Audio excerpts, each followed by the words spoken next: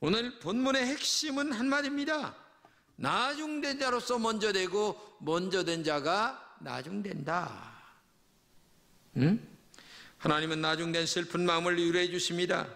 나중되어 상처 입은 마음을 싸매어 주시는 분이죠. 나중되었지만 너희들이 기도하고 최선을 다하여 살기만 한다면 여러분은 언제부터인가 하나님의 먼저 되는 은혜가 우리에게 임하게 될 줄로 믿습니다. 그러나 먼저 되었지만 나중되기도 하시는 분이 하나님이십니다. 그들은 한마디로 얘기하면 교만한 사람들을 말합니다. 교만은 잘난치 않은 태도를 말합니다. 겸손함이 없이 건방진 것을 말합니다. 우리 주변에 그런 사람들이 의외로 많이 있어요. 성경도 말하죠. 교만은 패망의 선봉이요 거만은 넘어짐의 앞잡이라고 얘기합니다.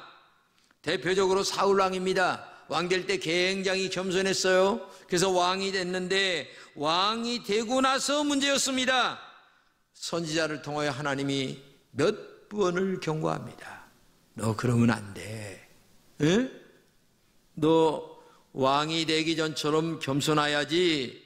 몇 번을 경고장을 날려도 자기 고집대로 나가다가 결국은 나중되는 사람으로 전락해버리고 마는 사울왕을 우리가 보고, 그리고 언제나 겸손하게 하나님을 많이 사랑하는 다윗을 들어서 먼저 되는 은혜를 우리에게 보여주고 있습니다. 사람들의 계산은 산술적입니다. 1 더하기 1은 2라고만 하는 것만 말합니다. 그러나 하나님은 1 더하기 1은 3도 되고 7도 되고 8도 되고 3억도 되고 5억도 되고 도저히 인간이 계산할 수 없는 방법으로 하나님은 우리에게 계산하십니다. 사람의 생각과 하나님의 생각은 하늘과 땅만큼 차이가 있다는 것을 알아야 됩니다. 성경을 같이 읽겠습니다. 이는 하늘이 땅보다 높음 같이 내 길은 너희의 길보다 높으며 내 생각은 너희의 생각보다 높음이라, 이렇게 말씀하십니다. 사람의 생각과 하나님의 생각은 전혀 다릅니다. 사람은 자신의 경험 안에서만 말하고 행동합니다. 눈으로 보고 손으로 만지고 귀로 들은 것에 의해서만 늘 얘기합니다. 이게 믿음으로 산다고 하는 사람들도 그렇게 합니다. 하나님을 믿는다고 하는 사람들도 결정적인 순간에서는 자기 경험이 최우선입니다. 이게 큰 문제입니다. 이게 인간의 계산 방법이죠. 저는 남아프리카나 남미나 아니면 아프리카 같은 데 가보지 않아서 몰라요. 그러나 난 텔레비를 봐서 그런 나라가 있다는 거 분명히 알아요. 하나님은 안 보이십니다. 그러나 하나님은 살아계신 하나님이십니다. 죽은 나사로를 살리시는 분이십니다. 눈먼 자를 뜨게 하십니다. 우리의 인간 계산 방법을 뛰어넘어 역사하시는 분이 하나님이시죠. 우리가 정말 믿음으로 살기만 하면 이렇게 전능하시고 살아계신 하나님이 나중되었지만 먼저 되게 하시는 은혜를 우리에게 허락하시게 될 줄로 믿습니다. 13세기에 이탈리아에 유명했던 그 탐험가 마르코 폴로에 대한 이야기가 나오는데, 그 사람은 미지의 세계인 중국에 와서 약 17년 동안 살게 됩니다. 그래서 나중에 이탈리아에 돌아가서 동방견문록이라고 하는 책을 만들게 되죠. 그가 나이가 들어서 죽게 되었는데 친구들이 찾아와서 그에게 이렇게 다그칩니다. 여보게, 자네가 책을 썼는데 도무지 우리가 믿을 수 없는 황당한 이야기들을 너무 많이 써놨네. 이제라도 자네가 우리에게 진실을 밝혀주면 좋겠네. 자네가 쓴 모든 내용이 자네의 상상에 의해서 꾸며졌다는 것을 지금 죽기 전에 말해주게, 이렇게 얘기를 했어요. 그때 마르코 폴로가 이렇게 얘기합니다. 아니야, 내가 쓴 것은 눈으로 본 거 반의 반도 안 돼. 진짜야. 왜? 그 당시는 중국이 어딘지 사람들은 몰랐기 때문에 이런 말을 하게 되는 거죠. 그렇습니다. 전능하신 하나님의 능력을 우리는 말로 다 할 수 없을 정도입니다. 천국은 반드시 실제적으로 존재하는 곳입니다. 예수님은 천국에서 이 땅에 오신 분이십니다. 사람들에게 예수님이 믿어지지 않아서 그럴 뿐이지 예수님은 하나님의 아들이시고, 그리고 그분은 하나님이시고, 그리고 천국은 분명히 우리에게 있다는 사실을 우리가 알아야 됩니다. 성경을 날마다 묵상하며 글을 쓰는 날마다 예수님과 함께라는 책을 발행하는 셀빈 휴즈라고 하는 분이 있는데, 하나님의 계산법이라는 글을 거기 보면 나와요. 근데 이렇게 얘기합니다. 성경을 연구할수록 성경에서 말씀하시는 하나님의 계산법이 얼마나 영광스럽고 비논리적인가 하는 것을 깊이 깨닫게 됩니다. 수학에서 5 더하기 2는 7입니다. 그러나 성경에서 5 더하기 2는 5000 플러스 알파와 같은 500여의 기적을 만드는 것입니다. 그러므로 큰 믿음을 소유해야 합니다. 우리의 믿음에 따라서 넘치는 열매로 채우시는 하나님의 거룩한 계산법을 기대하며 여러분들은 어떤 경우도 믿음으로, 그리고 하나님의 말씀대로 사는 믿음의 종들이 되시기를 바랍니다. 이렇게 그 책에 기록해 놓고 있습니다. 그러므로 여러분들이 이왕 신앙생활할 바에는 큰 믿음을 준비하는 영적 지혜가 있기를 축복합니다. 여러분이 힘들고 어려운 일을 당할 때에 더욱 전능하신 하나님의 말씀대로 살아야 합니다. 그것을 다른 말로 하면 믿음으로 사는 것이라고 말하죠. 성경을 보면 작은 믿음도 있고 큰 믿음도 있습니다. 이왕의 신앙생활 할 바에는 큰 믿음으로 신앙생활해야 합니다. 큰 믿음은 전능하신 하나님의 말씀대로 그대로 믿고 실천하는 것이 큰 믿음이에요. 하나님은 전적으로 의지하며, 그리고 하나님의 말씀대로 내 삶에서 실천해가는 이런 신앙이 진정한 큰 믿음이다. 평북 정주에 있던 명문 오산학교에는 재미있는 전설이 내려오고 있는데, 남의 집 머슴살이라는 믿음이 좋은 청년이 있었어요. 그런 집안이 너무나 가난해서 머슴살이를 하지만 자기를 비관하지 아니하고 늘 하나님 앞에 기도하며 살았습니다. 그는 매일같이 주인의 요강을 깨끗이 닦아놓았습니다. 근데 주인이 볼 적에 이 청년이 비록 가난하고 힘들지만 보통 청년이 아닌 것을 알았어요. 그래서 이렇게 똑똑한 청년을 썩을 수는 없다. 그래서 자기가 돈을 들여서 숭실학교에 입학을 시킵니다. 그리고 나중에 놀랍게도 공부를 열심히 하고 나서 오산학교의 선생님이 되었는데, 이 청년이 누구냐? 바로 민족주의자요 독립운동가로 유명한 조만식이라고 하는 분입니다. 그는 제자들의 인생의 성공 비결을 물을 때마다 여러분 사회에 나가서 언제나 요강을 닦는 사람이 되시기 바랍니다. 이렇게 가르쳤다고 그래요. 요강을 닦는 그 마음이 예수님의 겸손함이고, 요강을 닦는 열심이 진정한 믿음 있는 마음이고, 우리는 조금 잘나고 또 지위가 조금 있고 돈이 조금 있으면 목에 기부스를 하고 아주 의시되려고 하는 마음들이 있는데, 신앙생활은 그렇게 하는 게 아닙니다. 요강을 닦는 심정으로 예수님이 인간의 요강을 닦으러 오셨잖아요. 여러분이 싼 더러운 오물을 닦으러 오신 분이 예수님이잖아요. 여러분이 예수님보다 높습니까? 세상에서 별것도 아닌 걸 가지고서 잘난 척하고, 그런 인간적 계산법을 다 내려놓고 오늘도 겸손한 하나님의 종들이 되어야 되는 거죠. 성경은 우리에게 인생의 성공 비결은 전능하신 하나님의 말씀대로 살아가는 것, 하나님의 계산법에 의지하라, 믿음으로 모든 일에 충성하라, 이렇게 말씀하고 계세요. 성경은 이런 말씀도 있습니다. 아무든지 나를 따르려거든 자기를 부인하고 자기 십자가를 지고 나를 쫓을 것이라. 자기를 부인하는 것은 자기를 빼는 뺄셈을 하는 지혜가 있는 사람이에요. 벨셈은 회개하는 마음입니다. 욕심을 버리는 것입니다. 더 나아가 힘든 십자가를 지는 것까지 말합니다. 사실 벨셈을 잘해야 화를 면하게 되는 거예요. 왜? 벨셈을 하는 사람은 겸손한 사람이니까. 여러분은 벨셈을 잘하는 겸손이 있기를 주님의 이름으로 축복합니다. 성경 어디를 보아도 하나님께서 세상의 위대한 사람들이기 때문에 같이 했다 말하지 않습니다.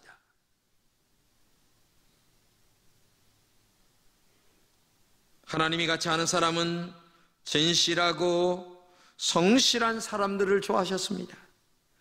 하나님의 전능하심을 믿는 믿음의 사람들을 좋아하셨습니다. 그래서 예수님의 계산법은 세상과 정말 다른 거예요. 그래서 우리의 신앙은 하나님의 계산인 믿음의 방법을 따라 살아가는 것. 이게 신앙의 원리예요. 그리고 하나님의 계산법은 절대적으로 착오가 없어요. 우리의 생각으로는 이해할 수는 없지만 너무나 정확하신 분이 하나님이십니다. 그러기에 우리는 그냥 하나님의 말씀을 믿기만 하면 되는 겁니다. 그것을 믿음이다 이렇게 얘기하죠. 예수 그리스도 한 분으로 인하여 모든 사람이 죄를 용서하는 사랑의 계산법을 여러분이 이해할 수가 있습니까? 내가 지은 죄로 인하여 영원히 지옥불에 가야 할 우리들을 너무나 사랑하셔서 십자가의 사랑으로 사랑하신 이 영적인 하늘의 계산법을 여러분들이 이해할 수 있느냐 그 말이에요. 이것을 성경은 이렇게 얘기합니다. 나를 사랑하사 나를 위하여 자기 자신을 아낌없이 버리신 하나님의 아들을 믿는 믿음 안에서 우리가 살도록 하신 것이다 이렇게 말씀하고 있죠.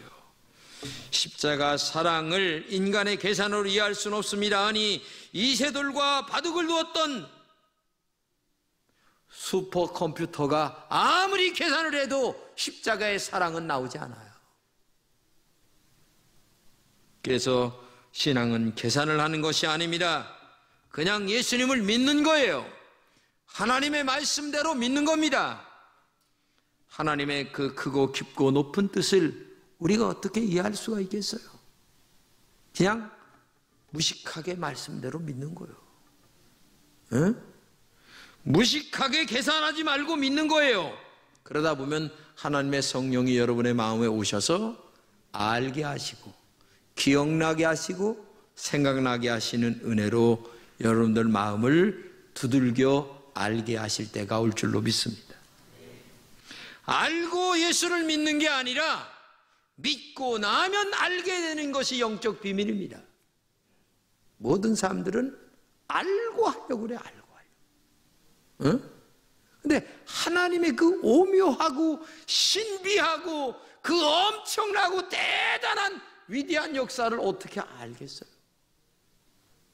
저도 목사지만 성경을 보면 볼수록 계속 의문이에요.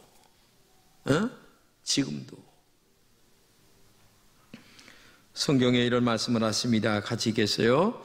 천국은 마치 밭에 감춘 보화 같으니 사람이 이를 발견한 후 숨겨두고 기뻐하며 돌아가서 자기의 소유를 다 팔아 그 밭을 샀다 이렇게 말해요. 야, 얼마나 오묘한지. 예? 보화를 발견하고 난 다음에 막 팔아서 그 밭을 샀다. 왜? 내 것을 만들기 위해서는 밭을 사야만 되는 거예요. 그 속에 지금 내가 투자한 것보다 억만 배가 더 많이 들어가 있는 거예요. 제가 목사가 될 때에도 그랬습니다. 저는 뭐 올졸에 그냥 성령 체험해가지고 뭐가 뭔지도 모르고 신앙생활을 시작했어요. 하나님이 내 마음의 신방에 오시니까 이건 걷잡을 수가 없는 거예요. 이거보다 더 좋고 이거보다 더 신비하고 이 하나님보다 더 좋은 게 없어요. 그래서 모든 것을 포기했습니다. 진짜 포기하고 믿음으로 살겠다고 했는데 하나님이 저를 오늘 여기까지 오게 하셨어요. 이게 천국 계산법이에요. 그 당시 제가 신학교 간다니까 사람들이 나를 보고 미쳤다고 그랬어요. 근데 뭐 오늘의 제가 될 줄은 누구든지 몰랐죠. 그렇죠? 근데 저에게 그때 맞선 봤던 어떤 여자가 있었어요. 야, 하도 꼬치지 않으니까 아이고 저런 놈한테 시집 가봐야 별 볼 일 없겠다 하고 나를 퇴짜를 놓는데 야 슬프더라고. 내 형편이 너무 꼬재지 않으니까. 근데 뭐 그때는 그때고 지금은 지금이니까. 사람은 이 속을 볼 줄 알아야 돼요. 이 속을 볼 줄 알아야 되는데 속을 볼 줄 모르면 안 되죠. 사람이라는 게. 농부처럼 자기의 재산을 팔아서라도 천국을 사는 지혜가 있어야 된다는 얘기죠. 여기서 말하는 소유라고 하는 것은 재산이 아니에요. 재산이 아니고 뭐냐? 여러분이 가지고 있는 가치관을 얘기하는 겁니다. 여러분이 가장 귀하게 생각하는 것이 뭐냐? 이거예요. 나에게 있어서 정말 귀하게 생각하는 것이 뭐냐? 사람들은 돈, 권력, 재산, 부동산, 명예 이런 것들을 굉장히 가치관으로 여기고 살아갑니다. 그 가치가 변하여 예수님이 가장 귀하다고 생각이 될 때에 천국이 여러분 속에 소유가 되는 은혜가 있는 거예요. 근데 교회를 다녀도 예수님이 최고로 소중하다고 하는 이 가치관이 아직도 마음에 정리가 안 된 분들이 많아요. 그래서 주일 성수 못하고 온전하게 11조 생활 못하고 하나님 말씀대로 살지를 못하는 사람들이 많아요. 이건 종교인입니다. 아직도 진정한 예수를 가슴에 만나지 못한 거예요. 한번 이 밭에 감추인 보화를 정말 알았다면 팔아서 살 줄 아는 지혜가 있어야 되는 거죠. 천국은 침노하는 자가 빼앗습니다. 마태복음 11장에 세례 요한의 때부터 지금까지 천국을 침노를 당하는데 침노하는 자가 빼앗는다 말씀이 있는데 침노하는 자가 빼앗는다고 하신 이 말씀은 영적인 싸움에서 승리하라 그런 말이에요. 천국 백성에서 합당한 삶을 살기 위해서 몸부림치면서 거룩하게 정결하게 너의 영적인 싸움에서 너는 승리하라 그런 말이죠. 믿음의 세계는 천국 장터에서 하나님의 계산법을 배우는 것입니다. 사람들의 머리는 도저히 이해할 수 없는 천국 계산을 배우는 것이에요. 밭보다 더 소중한 보화가 그 밭 안에 있다는 사실을 아는 것이 중요하다는 얘기예요. 네? 그래서 모든 것을 팔아서 살 수 있는 것. 그래도 모자라. 그래서 빚을 내서 밭을 사는 거죠. 밭을 사면 밭에 있는 보화를 내가 소유할 수 있기 때문에 그렇죠. 천국을 믿음으로 사기만 하면 천국 밭에 들어있는 보화가 다 내 것입니다. 하나님의 것이 내 것이 되는 것이고 그래서 우리는 영적인 계산을 할 줄 알아야 됩니다. 교회는 믿음으로 나오는 곳입니다. 나의 경험이나 인간의 계산으로 나오는 것이 아닙니다. 그것이 천국 계산법이에요. 그러므로 믿음으로 투자하시기 바랍니다. 그보다 남는 양사가 없어요. 정답이 없는 만큼 풍성한 은혜로 하나님이 갚아주심을 우리가 알아야 됩니다. 오늘도 우리는 세상적인 잣대로 계산하지 말고 하나님의 자녀답게 믿음의 계산법으로 나가야 되는 거예요. 이게 얼마나 중요한가를 여러분 아시기를 바랍니다. 어느 몹시 추운 겨울날이었는데 영국 런던의 악기점에 초라한 옷을 입은 어떤 여인이 바이올린 하나를 내놓으면서 몹시 춥습니다. 나 배가 고파요. 이 바이올린을 받으시고 돈 얼마를 주시면 감사하겠습니다. 너무 초라하고 바이올린도 보니까 아주 뭐 썩은 바이올린이에요. 그래서 주인이 $5를 주면서 내보냈어요. 그러니까 여인이 고맙습니다. 고맙습니다 하면서 $5를 가지고서 갔습니다. 근데 이제 악기점 주인이 이제 그 악기를 이렇게 보는데 뭐 볼품이 없어요. 근데 현을 한번 딱 이렇게 당겨보니까 소리가 좀 이상한 거야. 그래서 다시 한번 이 악기를 섬세하게 살피고 있는데 속을 들여다보니까 이게 웬일입니까? 안토니오 스트라디바리 1704. 이게 뭐냐면은 그동안 200년 동안 이 바이올린을 잃어버리고 계속 찾고 있었던 바이올린이 지금 이 상점 주인한테 온 거예요. 나중에 이게 얼마에 팔린 줄 아세요? 10만 달러. 여러분, 가치를 모르는 사람은 5달러에 팔아버리는 거예요. 천국의 가치를 모르는 사람은 늘 인간적인 계산으로 신앙생활하다가 마치는 거예요. 여러분, 예수 그렇게 믿지 마세요. 성경 말씀 그대로 믿으세요. 영적인 계산법, 하늘의 계산법은 전혀 다르다는 것을 알아야 됩니다. 여러분, 많이 힘들고 어려운 줄 압니다. 그러나 믿음은 그때마다 더욱 하나님의 말씀대로 가까이 다가가야 되는 것입니다. 나에게 이해가 안 되어도 하나님의 말씀이기 때문에 순종해 가는 것이 신앙입니다. 요즘 어떤 교회는 헌금 안 하는 주일 이렇게 해서 예배를 드려요. 또 어떤 교회는 오후 예배는 없는 주일 예배를 드려요. 이게 지금 교회가 망하는 지름길이에요. 왜? 하나님의 비율을 맞추는 것이 아니라 인간의 비율을 너무 맞춰. 헌금 안 한다면 참 좋아합니다, 교인들. 11조 안 하라고만 하면 신앙생활 하겠다는 거야. 잘 좀 하겠다는 거야. 그게 정상적입니까?